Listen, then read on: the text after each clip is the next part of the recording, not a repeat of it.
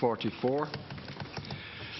I referred to my decision last week that the motion to set up a commission of investigation should be taken without debate.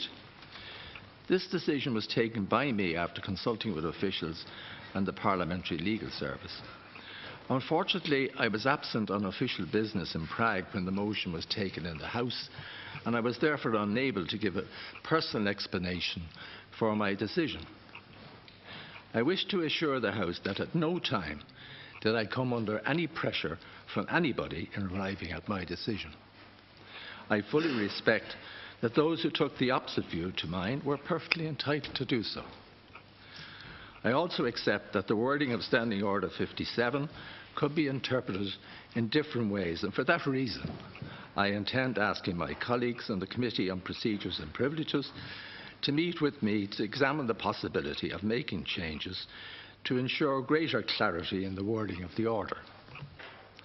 Finally, I refer to the radio interview on Friday last, in the final part of which I was asked if I felt that the opposition were out to undermine me. I quote, "In the heat of the moment, I replied, of course they are.